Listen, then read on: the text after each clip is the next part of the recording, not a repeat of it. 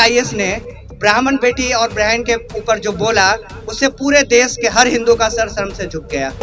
बिहार में इंक्रोचमेंट और law and order के नाम पे कितनों का घर उजाड़ दिया गया है। बीजेपी के गवर्नमेंट में जो नरेंद्र मोदी, योगी आदित्यनाथ जैसे लीडर के डेवलपमेंट और उनके साफ छवि के पीछे जो एक कठपुतली गैंग का बीजेपी पे कब्जा हो गया है, उसका पर्दाफाश किया जाए। बीजेपी चाहती ही नहीं है कि कोई हिंदू का संगठन उभरे, वो अच्छे से मजबूती से काम करे। इस ठंडी में पता नहीं किसके घर पे कहाँ कहाँ छत खोज रही होंगी। बीजेपी के मंत्रियों के पास जब हम लोग जाते हैं, उनकी इतनी या तो नियत नहीं होगी या इतनी क्षमता नहीं है अपने आका के बिना कि वो एक फोन करके भाइयों को छुड़ा सके। बिल्कुल माफी नहीं मांगनी चाहिए, वो जिस संवैधानिक पद पे बैठे हैं वहां से उनको बाहर करना चाहिए। सत्ताएं बदलेंगी, राजनेता आएंगे, अगर आप जाति के नाम पे लड़ते रहेंगे तो कोई बचाने नहीं आएगा। कितना प्रताड़ित होते होंगे वो लोग, कैसे खून के आंसू रोते होंगे। बंगाल में जब हिंदू मरेंगे ना तो ये कहा जाएगा कि ये ममता बनर्जी की गलती है, नरेंद्र मोदी की नहीं। नरेंद्र मोदी विश्व गुरु तो बनने चले हैं, पर कितने भी हिंदू मर जाएं उनको कोई फर्क नहीं पड़ता है। भारतीय जनता पार्टी से कि हम युवा हैं, हम सत्ता बदल सकते हैं। नमस्कार, द इंडिया टॉप देख रहे हैं, मैं हूं अखंड ज्योति। देखिए, युवा सनातन संघ जो है वो पटना की सड़कों पर उतर चुकी है। बड़ी संख्या में हाथों में भगवा झंडा लिए जय श्री राम का नारा लगाते हुए तमाम जो लोग हैं वो उतरे हैं और इनसे हम बातचीत करने की कोशिश करेंगे। क्योंकि जिस तरीके से बड़ी संख्या में जो लोग हैं साथ में उतरे हैं, आखिर वजह क्या है, इन चीजों को भी समझने का प्रयास करेंगे। क्योंकि युवा सनातन संघ जो है वह उतरी है, क्या कुछ कह रहे हैं वो अभी हम आपको सुना देते हैं।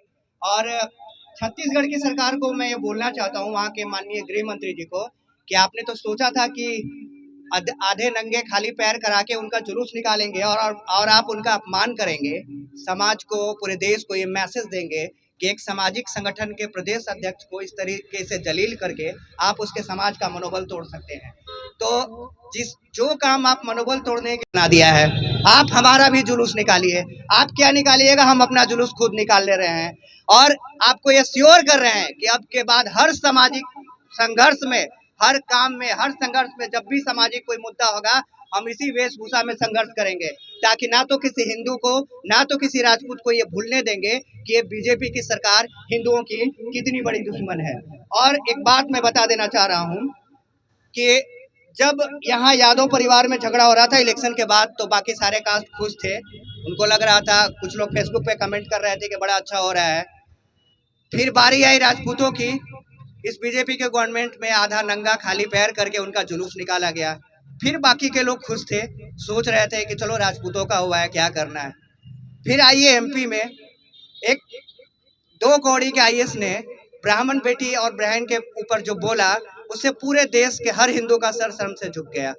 फिर आइए दलित, बेचारे दलित तो हमेशा से शोषित हैं, पता नहीं बिहार में इंक्रोचमेंट और लॉ एंड ऑर्डर के नाम पे कितनों का घर उजाड़ दिया गया है। हमारी माएँ बहनें इस ठंडी में पता नहीं किसके घर पे कहाँ कहाँ छत खोज रही होंगी। अगर स्थिति ये है तो आप सोचिए आपको क्या करना है। सत्ताएं बदलेंगी, राजनेता आएंगे, अगर आप जाति के नाम पे लड़ते रहेंगे तो कोई बचाने नहीं आएगा। बंगाल में जब हिंदू मरेंगे ना तो ये कहा जाएगा कि ये ममता बनर्जी की गलती है, नरेंद्र मोदी की नहीं। जैसे नरेंद्र मोदी के देश में उनके प्रधानमंत्री, जहाँ के वो प्रधानमंत्री हैं उस देश में वो बंगाल नहीं आता है। केरल में जब कोई मरेगा तो कहा जाएगा ये केरल का मामला है। नरेंद्र मोदी विश्व गुरु तो बनने चले हैं, पर कितने भी हिंदू मर जाएं उनको कोई फर्क नहीं पड़ता है। बस इतना तय हो जाता है कि जहां हिंदू मरेगा वहां बीजेपी की सत्ता आ जाएगी, वही सेंटिमेंट उभार के वही। तो आज के इस रैली का मुख्य मांग क्या है, आप क्या चाहते हैं इस रैली की तरह दिखा दें? आज इस रैली का मुख्य मार्ग है कि बीजेपी के गवर्नमेंट में जो नरेंद्र मोदी, योगी आदित्यनाथ जैसे लीडर के डेवलपमेंट और उनके साफ छवि के पीछे जो एक कठपुतली गैंग का बीजेपी पे कब्जा हो गया है, उसका पर्दाफाश किया जाए। आप यह समझ रहे हैं कि भाजपा की जो सरकार है उसमें हर जगह कहीं ना कहीं जो सनातन धर्म के लिए आगे आ रहा है उसका शोषण या उसको मान मर्दन किया जा रहा है, ऐसा आप समझ रहे हैं क्या? बिल्कुल ऐसा इसलिए है कि जब भी हमारे सारे भाई पीछे खड़े हैं, ऐसा कोई नहीं है कि इसमें कोई नरेंद्र मोदी से कम कट्टर हिंदू होगा। गौ रक्षा के लिए जब आंदोलन होता है हमारे भाइयों को गिरफ्तार कर लिया जाता है। बीजेपी के मंत्रियों के पास जब हम लोग जाते हैं, उनकी इतनी या तो नियत नहीं होगी या इतनी क्षमता नहीं है अपने आका के बिना कि वो एक फोन करके भाइयों को छुड़ा सके। आज आप जाके देखिए यूपी में हमारे गौरक्षक भाई को जेल में गिरफ्तार करके रखा गया था कितने दिन से। बीजेपी चाहती ही नहीं है कि कोई हिंदू का संगठन उभरे, वो अच्छे से मजबूती से काम करे, क्योंकि इससे बीजेपी का जो एक अधिकार है हिंदुत्व पे और हिंदुओं के वोट पे, उसको कोई चैलेंज मिले। तो मांग क्या आपकी, भाजपा से मांग क्या है?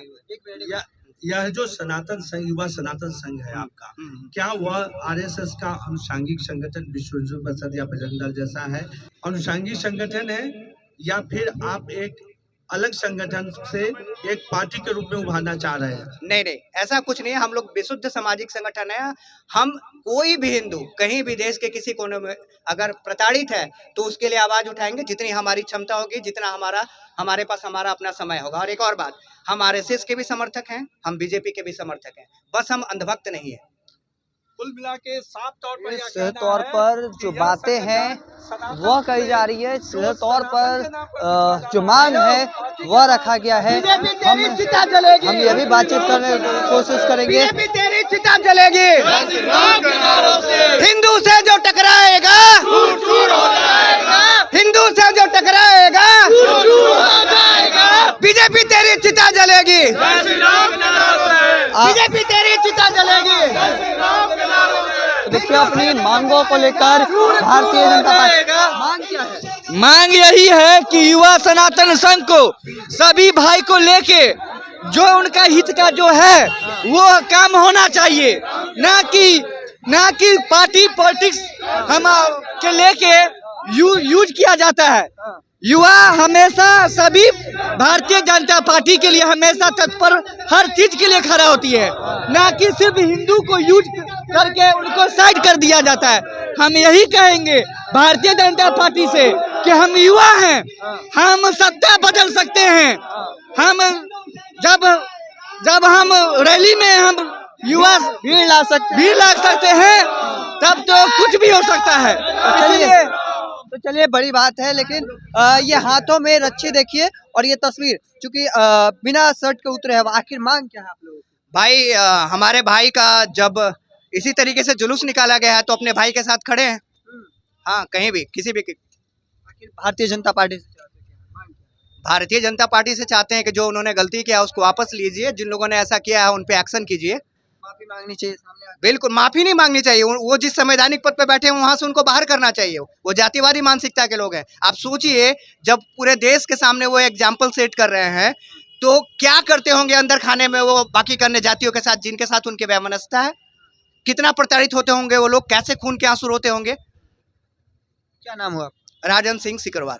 राजन सिंह सिकरवार। देखिए बड़ी बात कहते नजर आ रहे हैं, चूंकि जिस तरीके से यहाँ से ये भारतीय जनता पार्टी के कार्यालय जाएंगे और मांग को रखने का प्रयास किया जा रहा है। जिस तरीके से छत्तीसगढ़ से मामला सामने आया, इसके बाद अब राजधानी पटना से जुलूस जो है वह निकाला गया। हालांकि देखना होगा आगे की तस्वीर क्या कुछ निकल कर सामने आती है। तब तक के तमाम अपडेट को देखते रहने के लिए इंडिया टॉप देखते रहें। धन्यवाद।